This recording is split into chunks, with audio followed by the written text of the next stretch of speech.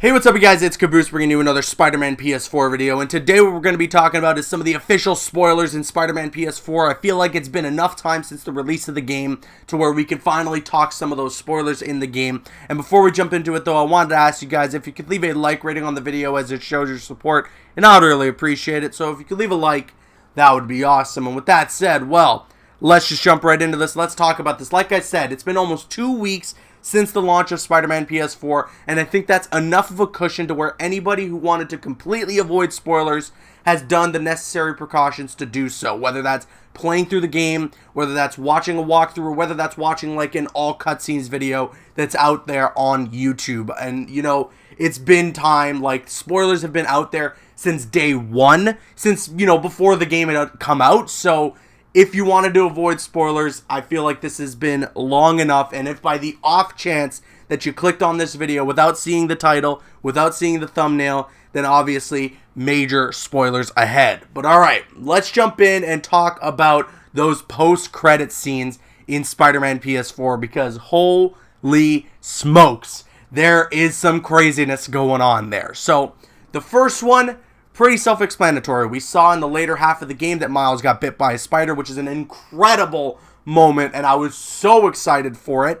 And then, of course, in the post-credit scene, he reveals that he has powers to Peter, to which Peter responds by showing that he himself as well is Spider-Man. So we see these two Spider-Men, if you will, facing each other, you know, kind of realizing like, hey, this is so cool, like we can work together and help this city. Like, it is such an awesome moment. But there's really nothing to explain there. Like, that post-credit scene, everything that's shown is everything we need to know. You know, Miles has powers, Peter has powers, they reveal themselves to each other, and now we know, like, we have Spider-Men in the city, and it's going to be awesome to see, probably in the next game, because I doubt they're going to do anything for DLC, but in the next game, it's going to be awesome to see Miles becoming Spider-Man, and hopefully get into play as Miles as Spider-Man. That is going to be such a cool thing, and I'm hoping that is something we're going to expect to see in a future Spider-Man 2, whenever we might get it. But alright, there is a second post-credit scene, and this is one that has everybody talking and everybody trying to theorize on what the hell is going on, because it is pretty damn huge. Like, there are some really big things at play that they're trying to tinker with, Insomniac Games that is.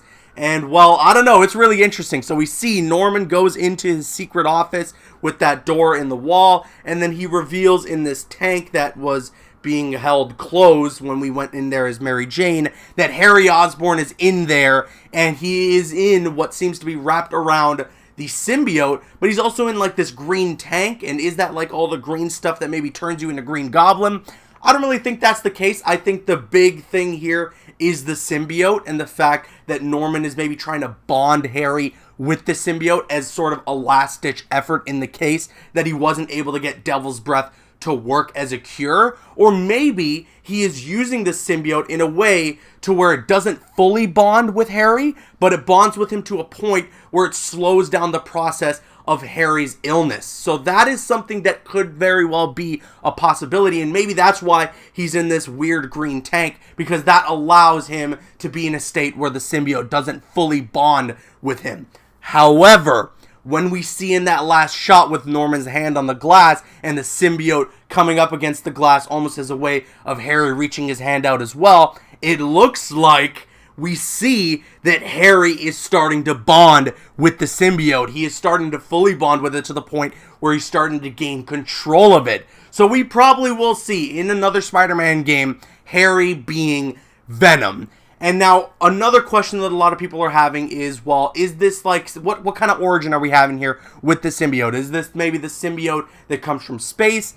Highly doubt it. I feel like this is going to be the symbiote from the Ultimate Comics, where it's something created, you know, in a lab, and it's more so man-made. That way they have a better understanding of what it is and what it's capable of, and that's why maybe Norman is using it, because, hey, they've made this thing, and they know what it can do, but they also know the repercussions of it. That's why they aren't using it and letting it fully bond with Harry, but it doesn't seem that that is so successful. And this whole post-credit scene is the reason why we didn't get the Symbiote Suit in Spider-Man PS4. It's the reason that Insomniac just kept saying, hey, no symbiotes in the game, no symbiotes in the game. Granted, they kind of lied. There was a symbiote in the post-credit scene, but we're not getting that symbiote suit. And Brian Intihar has gone out and said on a spoiler cast on, I believe, Kinda Funny Games, that they didn't want to put the costume in the game as just an unlockable suit, because then that takes away the importance of that suit and why it's so iconic. Not to say that, you know, the suits they already have in the game have their importance ripped away from them because they're unlockable suits, but it's just the black suit is so iconic to comic books. It is like the second most iconic suit that we know Spider-Man to wear, that they wanted to tell their own story with it. They wanted to make sure that they did it justice. So that's why we're probably going to be getting a Spider-Man 2 from Insomniac Games at some point down the road, and they're going to tell this Venom storyline. They're going to talk about, or they're going to show off this symbiote suit when that time comes for that second game. So we just have to hold out a little bit longer, but I trust the hell out of Insomniac after what they did with Spider-Man PS4 to tell an awesome story for Venom in a second game. So now the question is going to become, well, how do we get the symbiote? Because we know we're going to have the symbiote suit in Spider-Man 2 now. So how do we get it? Is the symbiote that's in that tank with Harry, is that all of it? Or is there more? Is that how we're going to get the symbiote, because there's more? Or are we going to have to defeat Harry as Venom, making some sort of tough choice, which will inevitably kill him because he loses the symbiote and accelerates his illness?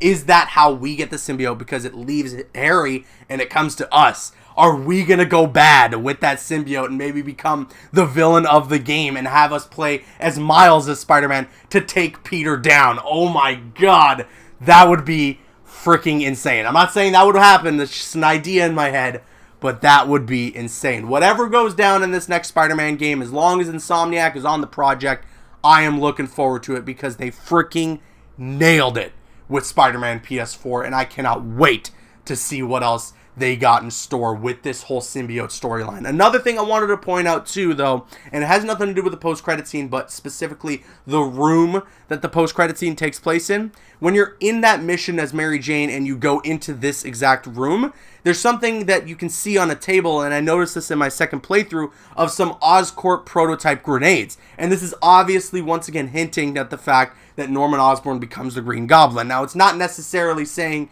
hey, he is going to become the Green Goblin, because there's nothing really to suggest that. You know, he hasn't really gone crazy or anything. But I wonder if in this second game, if the death of Harry, if that happens, will send Norman into a craze and have him become the Green Goblin, setting up a third game. I don't really know, but I think that's why we see that green, because it foreshadows what Norman Osborn's future is as the Green Goblin. And, well, with all that said, that is my explanation to the ending of Spider-Man PS4, as well as some speculation on what we can expect in a second Spider-Man game from Insomniac. But now I kick it to you guys. What do you guys think about these post-credit scenes in Spider-Man PS4? I want to hear what you guys have to say in the comments section below. I'm Caboose, and once again, if you could leave a like rating on the video, it shows your support, and I would really appreciate it. And you can click on screen to make your way to one of the other videos on the channel, or you can click my logo to subscribe to the channel if you haven't already. Please follow me on Instagram and Twitter, and like me on Facebook. Those links are in the description. Drop a like if you enjoyed, leave a comment if you have an opinion, and subscribe if you're new. See you guys later. I love you, son.